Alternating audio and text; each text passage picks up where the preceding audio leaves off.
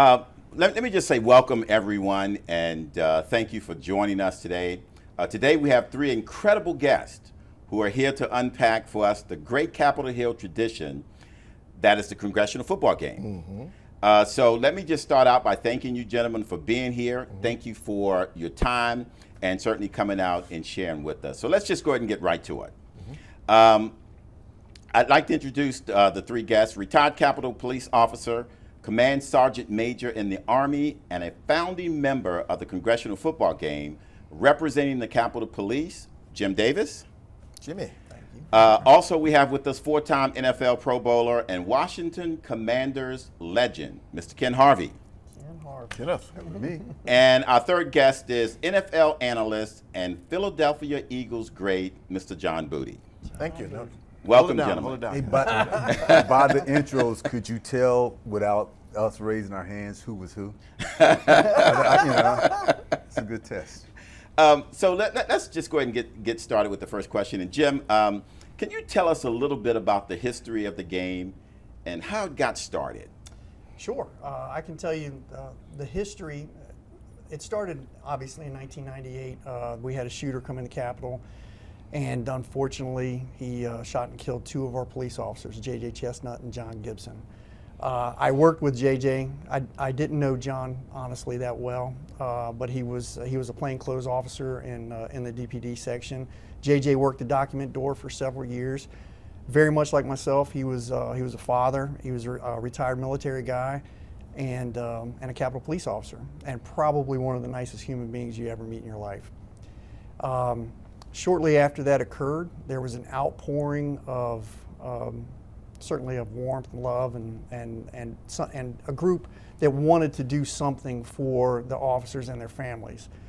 And out of that, from agencies across the United States, two congressmen, Congressman Renzi and Congressman Schuster, decided, hey, what better way to do something than to have an interaction between us. One of them came to me, and it was Schuster and Renzi. They both came to me on separate occasions, and they said, would you guys be up to play a flag football game or a football game of sorts in a way to raise money for their families, if they need anything? Is there anything that you think they need? And certainly I was up for it. I played football all my life and loved the sport and knew what it could do. And that was kind of the catalyst, if you will, to take it forward. We didn't start right away in '98. The game didn't start, I think, until 2001 or 2002, something like that. 2004, 2004. right? Yeah, 2004. So it took a few years to do that. But once we got it up, it was got the game up and running. It was really, really something to behold. Now, the first year we weren't that successful as far as raising money. I think we only raised $5,000 or $15,000, something like that. But it has grown into something that's just extraordinary. Okay. And real quick, the name of the game was because it was centered. It was off of a movie. Yes, right? Yes, and it took place. Obviously they wanted to model it after the movie, Okay. And that's kind of how that happened. And truth be told, if you go back to the first day, and I don't want to get ahead of myself here, but as far as competition goes, you could literally see, although we were the guys that are protecting them, the minute that they said let's play football, you could tell that it was all about we're going to win. Wow. No matter what. Wow. And it's amazing how you started out with the origin of the game and just how that came together and the competition. And we'll talk a little more about raising money and for the foundations and the organizations. But clearly there was that commitment around that in raising money for a good cause. So appreciate that, Jim. Mr. Harvey, Ken, you are a very familiar face here at the United States Senate Federal Credit Union. And our members know you as well due to our relationship with the Fellows Financial Group and your children's book. Could you tell us a little bit, Ken, how did you get involved with the game? Well, it's actually pretty cool. John Booty invited me to come on. He did it the year before and invited me to participate as well. And then, my big thing in this community is how can you help? How can you use the gifts that you have in order to create something else? Playing football was a gift that we had, an opportunity that we had. But here you are having, me a dropout in high school, going to a junior college, and now you're having a chance to play with members in the Capitol Hill Police and do some good in the same sense. It just all kind of worked out. But usually, if you have former players that look out for each other, and we still create that whole teammates, let's look out for each other. That was our start. And I got to meet all these guys and the members, and it's a great time. Or it is a great time. Mm-hmm. Excellent. And John, I'll just go to you next. So John, you along with Ken, as Ken mentioned, bring the NFL element to the game. Can you speak, John, about how you became involved and the relationship this game has with the NFL? Well, I got involved in 2005. I was asked by the NFL Players Association, came across their desk and said, the members of Congress are looking for some celebrity referees to ref the game. And I said, sure, I'll do it. It was a rainy, cold night at Gallaudet. It was muddy and all that. So I'm like, man, are these guys still going to play this football game? And they were still out there getting ready, warming up and all that. And I think Congressman from Nebraska, Tom Osborne, was the coach of the congressional team. And so it was a guard versus inmates, not the inmates, but yeah. Well, that was it. And that was in reference to the movie. To the movie, Longest Yard. Yep. Okay. So I'm out there as a ref, I'm like, man, this is pretty cool. I'm like, they're going to do it, and we did it. And I think Congressman Schuster lost a half of his ear that game. And so I'm like, if they can get out here and play football, I would love to stay involved. This was 2005, and this when it was, I think they did in 2004. Well, 2005, I got involved as a celebrity referee, and then it grew from there. Bill Sales from the Sports and Fitness Industry Association said in 2007 they're looking for coaches, and I said, man, can you coach the team? They want to make it grow. And I ended up calling Ken Harvey and some other former commanders. We played together in Arizona, so that's kind of our connection. Okay. And Ken and I started coaching at what was the school? Eastern High School. It was Eastern High School. And it was a 100-yard field. And they tried to find every way possible for them to cheat. Right. In order. Creative winning. Creative winning. Creative winning. We tried everywhere possible. So the deal is that Creative game, Schuster said, John, put on my jersey, and Ken, you put on somebody's jersey. And we got in the game at the very end. Yes. And we made some plays like, wow, man, look at these. We couldn't help them, but, but then in 2009, they say, we want to have at least, two former NFL players two on the NFL team. players on either side of the ball at any time. And we said, okay. And that was in 2009. Yep. Okay. And that's when the NFL got involved. Yeah. And that's when that magicals happened and started happening, and it started growing and started getting interest. The NFL got involved, and other former NFL players got involved, and the sponsors started coming in. And the competition got a little better. Got a lot better. Got a lot better. Got a lot better. And with the NFL players teaming up with the members of Congress, we still old, and they're still young and vibrant. We were able to hang in there with them. But that's how I started growing. From there to, I don't get ahead of myself, but from Gallaudet to Armory, now Audi Field. Audi Field, yeah. right. So let me make sure I understand. So 2005 is when you got involved. I got involved. Ken was 2007. In So 2007. before the game was every 2 other years. year. Every year. Okay. And the last 4 or 5 years. The last 3 years have been every year. Okay. Yes. Okay. Okay. Yeah. Excellent. Jim, can you speak to the importance of both houses of Congress getting behind this game, and have you seen more involvement after the events that have transpired at the Capitol over the last few years?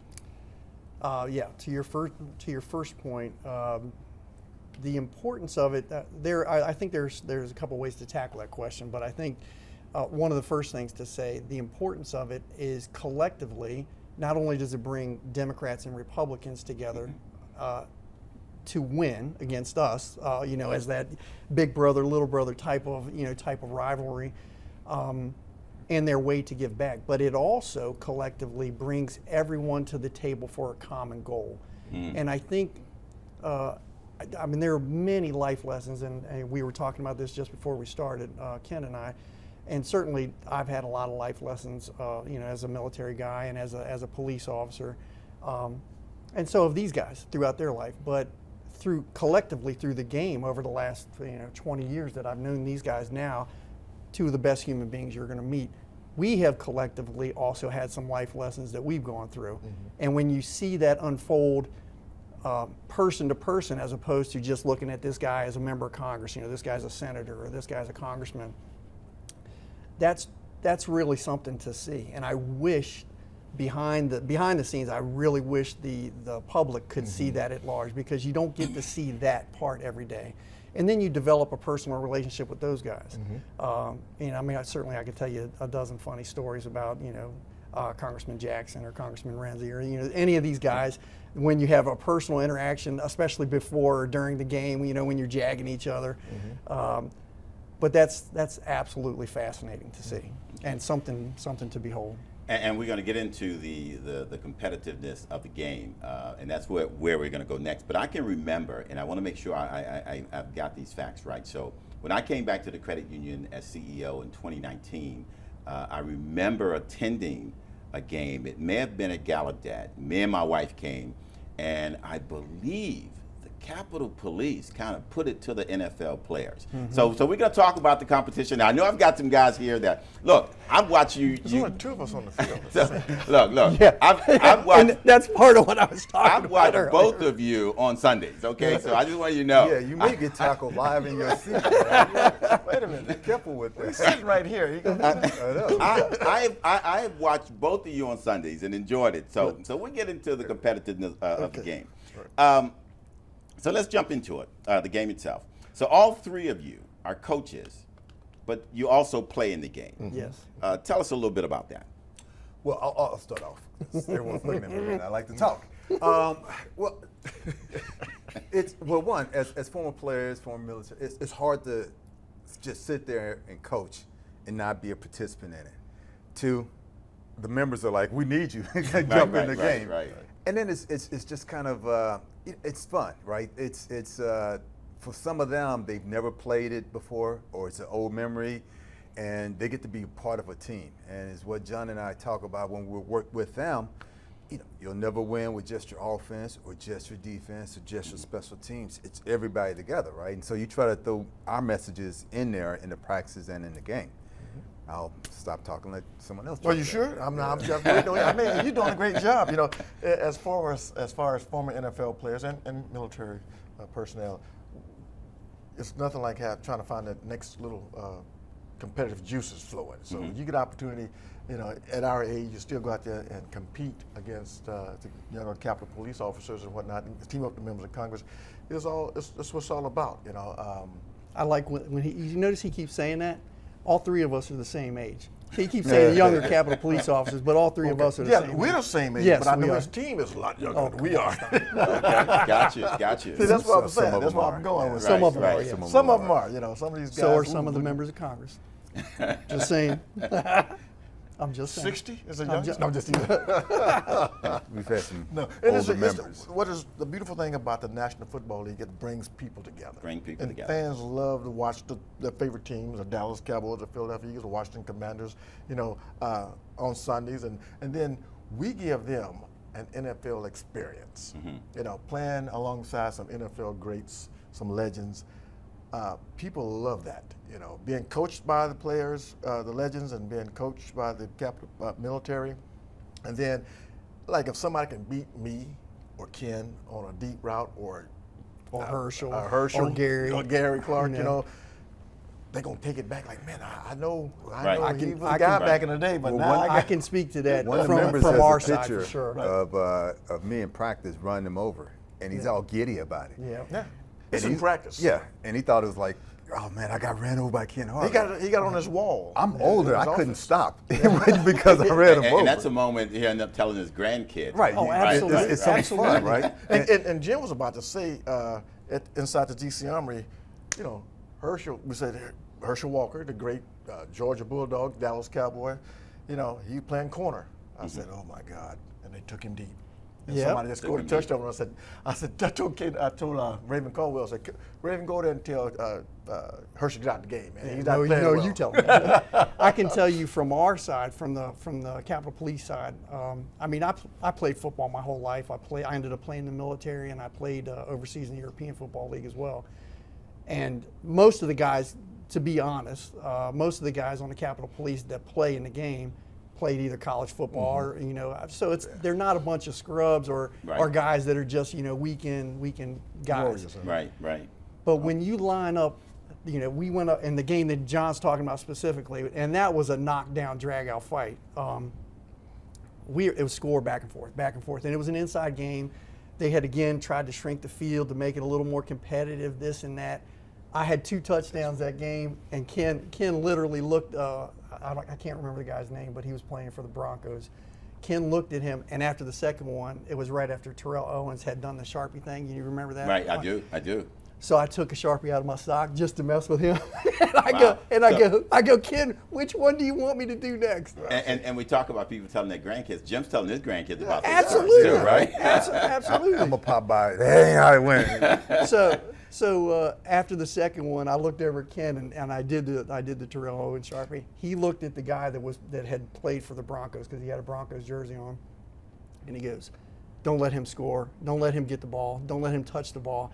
And every play after that for the rest of the game, me and this guy he was tossing me into the wall. It was a lot of fun. But you look across the field and you go, oh my God, look at all these guys that I'm playing against. Herschel Walker, Gary Clark, John Booty, Ken Harvey. You see that and it's an awe-inspiring moment for us, to do that. And I will, sorry, take up time. No, please. But it goes both ways, right? So sometimes you ever just pinch yourself and it's the realization that these are the guys who are protecting the congressmen. These are the guys who are fighting a good fight. And like everything else, you never hear about them unless something happens. Yeah. And to go out there and play against them and to know that even if they're giddy to play with us, it's respect on both sides. Because I'm like, you don't have to do this. You don't have to be out here. You don't have to be the competition. And they try to beat us. Definitely they try to beat us. But do you look across and you're like, wow, you know what? It's nothing but respect both ways. And that's an excellent point. Thanks for mentioning that, Ken. You're absolutely right. I mean, these are men and women who are putting their lives on the line daily. And to hear you, a great NFL player, and John say, hey, we get as much out of this as they do. Because it's that respect both ways. No, thank you for sharing. And it's cool what you did say. It's men and women. I mean, we haven't had as many women, but they're women Congress members and women Capitol Hill police officers, and so it's I want to go back to something Jim mentioned earlier, Mr. Chestnut, who was killed in his line of duty. And after I did that congressional game for the first time in 2005, I was doing physical therapy and sports assessment. I was working for that company. And one of our trainers, PTs, his last name was Chestnut. And like, John, you just played in the game. You refereed the game that's the honor of my dad. And I did not know that at the time. And I'm like, wow, that's man, a wow that's moment. That's pretty cool. And the mom comes out all the time for the games. Every game. And I'm like, this is really, really cool. I worked with their son, and he's like, thank you so much for doing this in honor of my dad. Wow. And you don't realize the second and third order effects, of what you're doing until you see that on the other side, and you're like, wow. That's right. Wow. No, thank you for sharing that. Very good discussion. So the next question is this. Who do you have from Congress and the NFL who've committed to this year's game? These guys got to answer this. Okay. I'm not allowed on that side. Yeah. For the members of Congress, we have Mr. Crawford. He has better memory of names than me. Crawford. Panetta. And we got a few other guys. Those are two captains. Two captains. And we got a lot of young members coming in, new members. Okay. A lot of the guys that we had in the past, like Rodney Davis, he's no longer there. He's going to come to the game, though, from what I understand. As far as the NFL players, we're working on a few guys that come in from the league office. Ken Harvey, myself, Gary Clark, who's going to come in and be an ambassador. He said, man, I've had to hang him up, man. I can't play like I used to. Fred Smoot, from the Commanders. Okay, freshman. He's always a good one because Oh, you want to talk about somebody that Right, engages right. with engages with us like to jag each other back and forth. He's probably the single best at doing that. And a former teammate of mine from the New York Jets, played for the Jets and the Chiefs, James Hasty, he said he's coming up. He was playing cornerback. And we got some other guys. The hard thing is, like, after you stop playing a game, you don't keep up the same routine. So as much as we are the guys we used to be, we're here. not. Up here, And yes. so half the guys, you pull a hamstring. And every year you we do something else. cool. We and pull something. I every hurt my year. shoulder, arm last hamstring. year. It's, And it's not that the game you get hurt, but I got not cocky. I wanted to let them know I did play in NFL, so I had to deliver a message. So And we interesting did. that you said that because that game I mentioned in 2019 that I attended, and it may be touch or flag football, but it was physical. Oh yeah. I grew up playing basketball and football in high school, and you should always say in basketball it's not physical. Basketball is It's physical. physical. Yeah. I witnessed you all playing that game in 2019, and it was pretty physical. It gets physical. Yeah, sometimes we can't stop like we used to on a dime, and so sometimes you just gotta just go and take that cushion and let them absorb all that energy, so you can slow you down a little bit. Right, and it is trash talking. I mean, Right. while you're playing, and it's good because everybody wants to be competitive. It's not only for yourselves; it's for the people in the stands watching. Yeah, it's for the we wanna families. You want to entertain. put on a good product, but you're out there and you're trying to win, and that, regardless of which side you're on, you're trying to win. And afterwards, the coolest thing to me, I think, afterwards is everybody shaking hands. shaking hands. We're having a Yes. party Team picture. afterwards. Team picture. Hugging each other, the way football and camaraderie. sports The way is it should supposed be. to be, And just right? coming And the Camaraderie. development of those relationships. Yes. And I'm telling you that you see And lifelong relationships. Absolutely, and you see that unfold in the days, the months, and the years that go on. Whether it's a member of Congress and the police officer, and I can tell you several stories about that.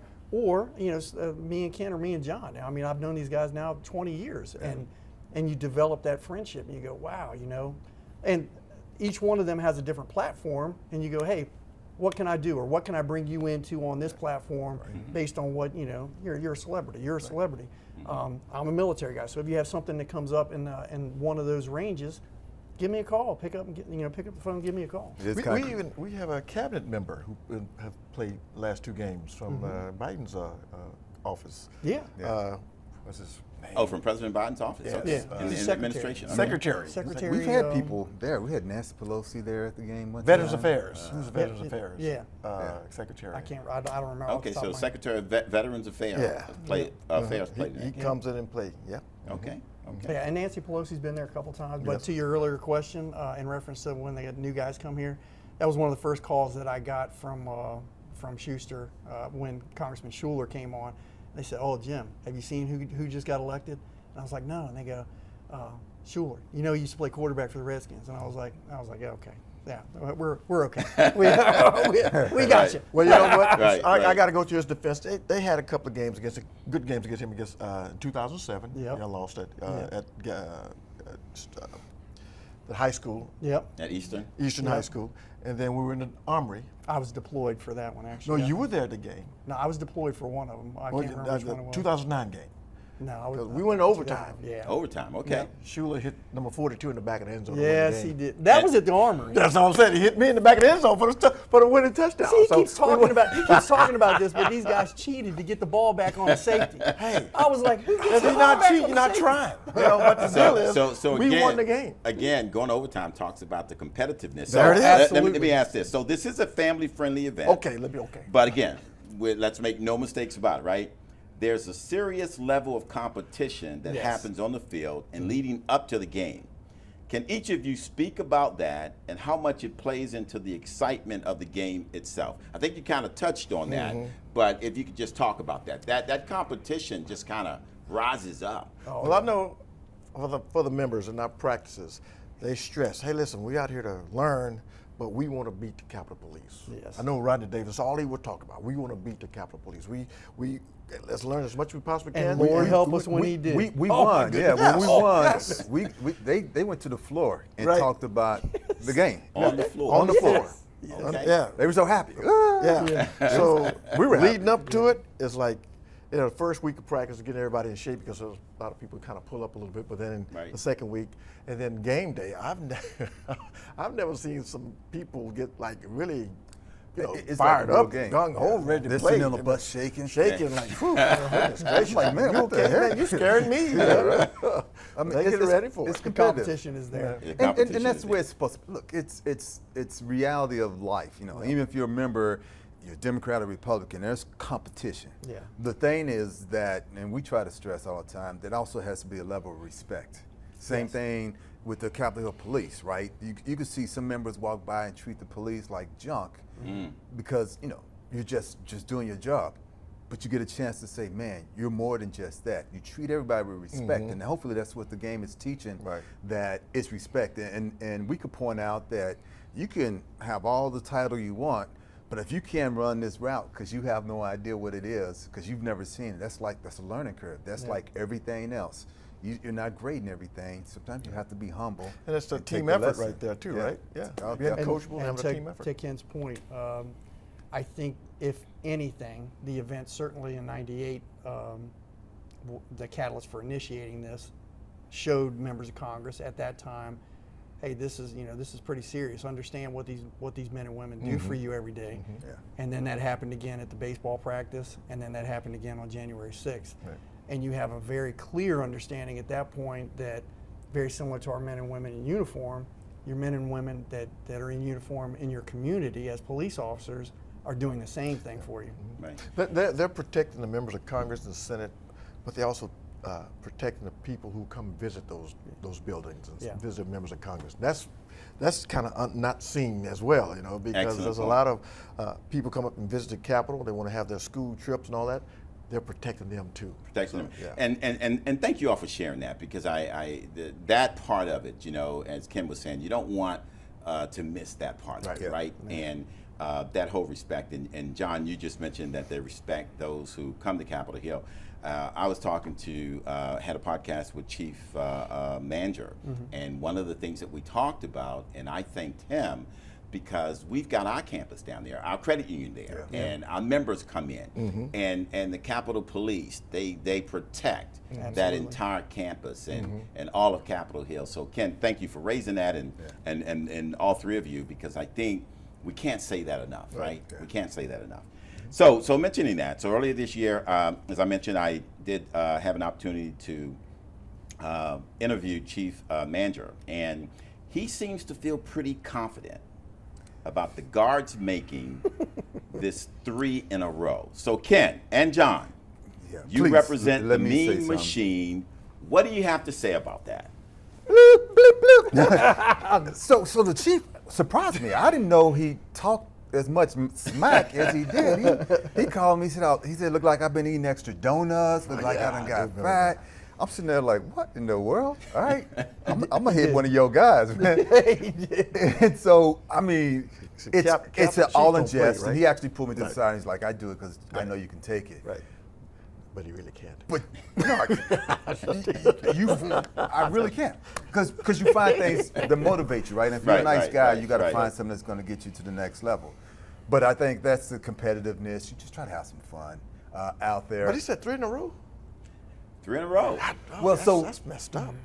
It sets a goal for us Right. I'm to glad you shoot told for, us. right? And, we'll go back, and when we have our practice, this is what the coach said. Yeah, 3 in a row. Buckle up your pants. If we're a little hard on you, it's because it can't be 3 in a row. They've been talking lip as much as whatever, and we've been changing rules to try to adjust Try to that. offset everything, yeah. But What I was think that rule? What was that one rule? What was it?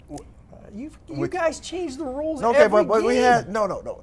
It was 35 and older 35 and older was for the one. Capitol Police. Was That was one. it. That was the main one. No, that was there one were some rule. young guys out there that were just 2 NFL. On both sides of the Capitol. No, on on the Hill Capitol Police Police side. side. Capitol Police. Look, 2 NFL guys on the field at any one time. And look at us. We're 100. No, Combined, we're 160 years old. At one point during the Armory, they had 5 or 6 NFL guys on one side. Only No, one. y'all or Do two you remember guys- that kid? I don't he, remember. Yes. he just I do he remember. can't I don't count. remember. I don't No, know I I don't know how they but train Jim, them You guys. should have started. I think Ken's the guy No, hit my from Denver, goodness. knocked him into the wall. Jim, I hear both of them talking about, and John just said, "Oh, we're combined 160 years old." both of them look like they could still get out there and play. Yes. Looks deceiving. I mean, when I look at deceiving. both of them, they both look like they could still get out there and play. To that point, John's the first experience that I saw, John and Ken both, for that matter. I mean, again, I played football all my life. I was pretty good, pretty fast guy. The first down and out pattern that we ran on this guy right here, and he had tennis shoes on. He didn't have cleats on outside. Our guy went down and out, and John was playing behind him. He was giving him space. He played behind him. He literally jumped over top of this guy to get to the ball. And every one of the Capitol Police at that time said, "Oh man, it's on now." every Bring one it of on, them, right? every one of us was like, when the ball's in the air, it's "Whoa!" ours. It's mine. That's mine. I got to get it. So. And then you see the same thing out of this guy at 260, and you're going, "Holy moly, these guys can really still play." Ask us the next day. You don't really feel it then, right? Yeah. I think our theme song this year is going to when they get ready to announce the NFL players, some of the members too, is going to be the theme song from Sanford and Son. Gentlemen, I'm really enjoying this. You all are really bringing it today. And just to shift a little. Okay. So at the end of the day, obviously the game is for a great cause and supports 4 incredible charities: the Capitol Police Memorial Fund, the Boys and Girls Club of Greater Washington, our military kids, and A Advantage for Kids. Can each of you speak of these organizations and the difference they make in our communities? I mean, I can tackle any of them if you want, but Yeah, no, well, I'll do our military kids. Okay. Right? Our military kids, it's for the families, again, of military kids who we don't realize the same thing. Our military people are, a lot of them are suffering. They're barely making enough to support a family with kids and stuff like that. After school activities, and you think all those things should be covered, and they need help. And so, And they're not. and it's not covered. And so this is a way to help the kids get involved with sports, after school activities, and to fund it in a small way. And so, whatever a little bit we can give, that's what we do. And it makes sense. I think it's important to try to give back to those who you don't sometimes realize give so much to you. Right. And that's a part of it. And I'm going to let Jim speak on the Memorial Fund, but I want to speak about the Boys and Girls Club. They're instrumental. We have Andre Reed, who Hall of Famer for the Buffalo Bills. Yep. He comes and he's a big proponent of advocate of the Boys and Girls Club. But credit to the National Football League for putting on the Play 60 football clinic. Yes. It's before the game. Before the game. Yeah. Okay. And we bring the Boys and Girls Clubs in, and that goes to show maybe we can give them a little bit of that NFL attitude. Put them through a camp or put them through something where they can get a feel. Have these Super Bowl legends come in sometimes from the NFL through the NFL Legends community to be a part of that and spread that love and give them the inspiration, talking to the kids, fire them up. That helps the whole big picture. And then with the Memorial Fund. yeah, I mean, I'll speak to A Advantage and the Memorial Fund. A Advantage for Kids is also an organization, and all three. I mean, we've touched on it. What better way to touch our community than through our children? I can tell you, as somebody that was deployed as a soldier, to Ken's point, Gary Clark reached out personally during one of my deployments and took my son to football camp because my son played football, and then he ended up playing college lacrosse. But those are the small things that you see that you otherwise probably wouldn't see, and certainly most military families are probably not going to reach out and say, "Hey, I need help with this." That's just culturally, that's just not something that's normally done. So our military kids fills that gap. A Advantage for Kids, any kids that are in need in this area, in the DC metropolitan area, A Advantage for Kids reaches out to them to assist those kids in need and their families. The Memorial Fund,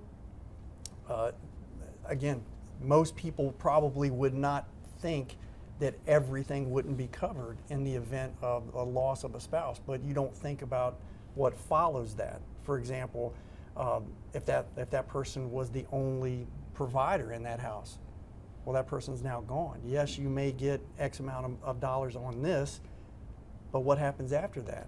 You know, especially for that family. And the Memorial Fund goes to assist those families in that aspect. Now it also facilitates more things. You know, the 3 charities that we have, the Congressional Football Game for Charity actually does that. And the Memorial Fund is the reason for that, and it's the biggest recipient of that. No, and thank you for sharing that. And again, great charities and great causes. And again, I want to thank the 3 of you and all those who participate in helping to raise money, because it's for a great cause. So I'll give you an opportunity for anyone who's thinking about coming out to the game, or maybe this is their first time that they're hearing about it. Let everyone watching or listening know why this game is something they don't want to miss. Obviously, there's the competition to it. You talked about the charitable contributions and the causes, you know, why you're raising money. But what would you say to those who are listening and they're thinking about coming out to the game? Well, it's at Audi Field, and it's an inexpensive ticket, not a big number on the ticket.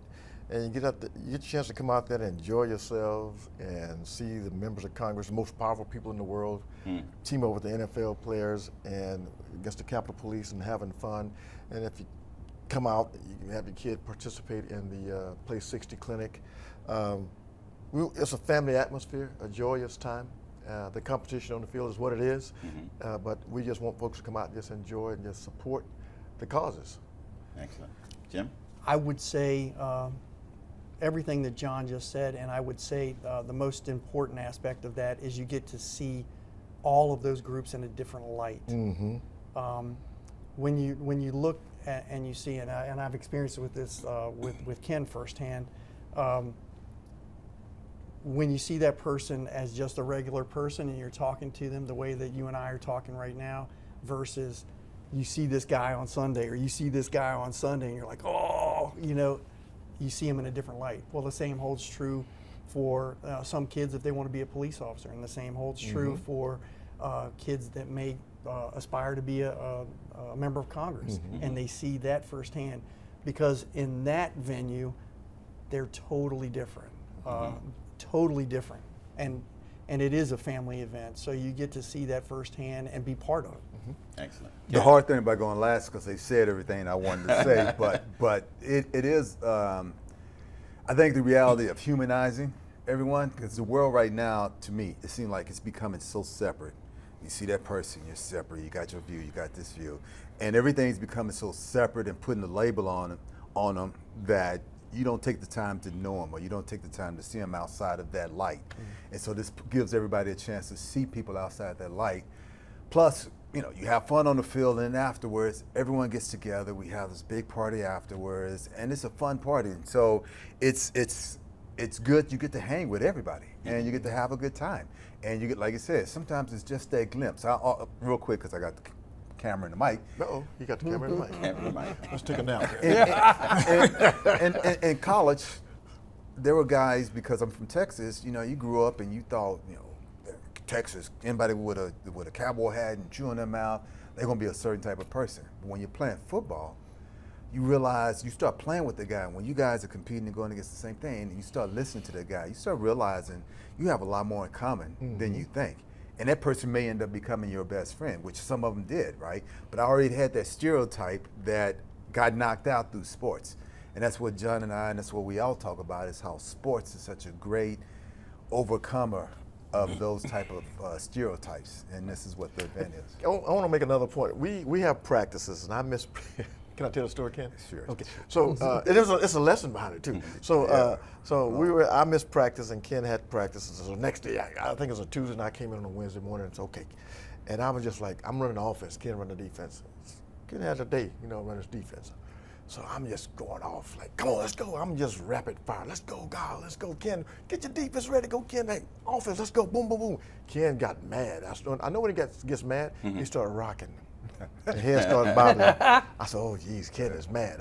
I get to the huddle. I say, listen, Ken Harvey is mad, so y'all be careful out there. The very next play, Ken runs over a congressman, knocks him over. I said, I told y'all to be careful.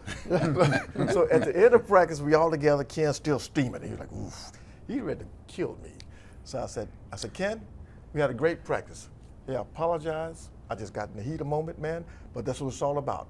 We were practicing offense versus defense, but we still a team. And Ken, like, a smile came to his face. I said, that's the reason we can bump heads. Smile came to my face because I don't want to go to jail. See, I said, we can agree to disagree. We can bump heads. We can He almost did go say to that, yeah. go to a fisticuff. But at the end of the day, it's all about coming together. It's all about And coming at the end, together. I still respect you. Right. Right. Well, you know, and all three of you, you're really dropping some extraordinary and life kind of nuggets here, if you will. You know, you kind of talk about, you know, things do, you know, there are times that things appear so divided and separate. But Ken, you just said something, you know, let's talk to each other. Right. We have more in common than we Right, we think. do. Yeah. And so thank you for sharing that. And then when you start talking about, you know, the causes of what you know, the cause that we're trying to raise money for the kids and, you know, all the Families. different charities. I mean, just talk to each other. You know, we have more in common Yeah. Just than talk we to think. And listen.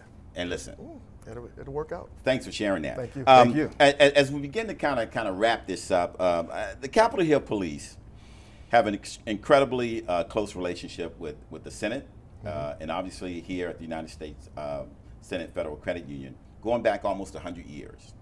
So I want to extend my most sincere appreciation to the men and women, we talked about that, who dedicate their lives to protecting the Senate community and all of Capitol Hill. And so I want you all to know that we're always excited to be sponsors and supporters of the Congressional Football Game. And I really appreciate you all coming out and sharing with us, because I'm looking forward to the football game. I'm looking forward to the competition too. And if Ken and John, if I were a betting man, I think I'd put my money on the Capitol Police again. So this is deal. That'd be a safe Once bet. you become a betting man, see where that money gets you. So this deal. So sponsors, I understand they can come to practice. You can come practice like participate in practice. See how Look, Just don't wear the shoes, man, because we may, Oh, just, yeah, we may put you to work. I would like to share probably one of the most profound moments that I think I personally have had during this. And Ken, it's funny because Ken has this other thing called Life Lessons from the Gym. So, and I bust his chops about that all the time. I've actually watched those Yeah. on LinkedIn. And some of them are pretty good. some of them. Some of them are pretty good. Some of them, Hey, some of them, I give him a call immediately afterwards, just like when he was doing the sports broadcasting thing, and I would text him during the segment and go, "Dude, what are you doing?" What am I wearing? It's when the wife is out of town. I try to dress myself, man. Like, what are you wearing? But one of the, in all honesty, one of the most profound experiences for me, and me growing up as a sports guy, I've always heavily involved in track, football, and everything else. And I was usually the minority in that setting. Ken and I were at, and I'll let him tell, obviously tell his side of the story, but for me, and understanding what was going on with me, we had just finished a walkthrough, I think, at the DC Armory. Right. And But I was dressed. I had a suit and tie on. Yep. He had a suit and tie on. I had just come from work, and I was still in a Capitol Police Cruiser with my canine in the back, and we were standing out front talking. And I had asked him, much to your earlier conversation, John did catch the winning freaking pass in the end zone, and there's an incredible picture. If you guys ever get the chance to put that up, you should put that up, because the vertical on this guy was like off the charts. And it's an incredible picture. Well, I was asking, because I also had an incredible catch, did anybody get my catch? Did anybody get my catch? Well, Ken was saying, Jim, I think my son got that, and he put it on a disc or something like that. And I was like, okay, that's cool. So he and I are going back and forth talking about this, and we were just standing outside talking. Well, along comes a group of police officers, and they roll by, and they say, they look to me and they go, "Are you okay?" Yeah, mind you, it was just to him. They didn't look at us and say, "Are you okay?" Yeah. Just to him. But they look to me and they say, "Are you okay?" And I didn't even know they were talking to me. I go, "Yeah, I'm fine." and he and I go back and forth, and we're bantering, we're talking about this. And he's like, "Yeah, I think he's going to put it on a disc and blah, blah, blah." And I didn't give it a second thought. I really didn't give it a second thought. We talked more. I think we had planned on either playing a round of golf or going to have dinner or something, because we've done that a few times as well. And sure enough, we're still sitting there talking 10, 15 minutes later, that same group comes by, and that same officer looks at me and goes, "No, are you okay?" And I go, I'm looking around, I'm going, "Yeah, I'm okay, I'm okay." Now, the reason that I say that, if you were to stop there and then fast forward at that point, you fast forward, 4, 5, 6 years after that, and you start having this considerable divide in major cities between police and the community that they serve. Now, rewind back to that scene, and I just thought it was bizarre. I mean, I really thought it was bizarre because that was not something that I had thought of. It's not something that I even contemplated or considered. Yeah. For him, he was like, "Oh, what was that about?" Right? Yeah. For me, it was like, here we go again, right? See your brother talking to a police officer. Even in something's wrong, right? I'm in a suit and tie. And I'm like, we're just talking. And we weren't fighting. Nothing we weren't aggressive, yelling or all like that stuff. And it could be two ways, right? It could be, you see the color, or you see a big guy and you want to test yourself.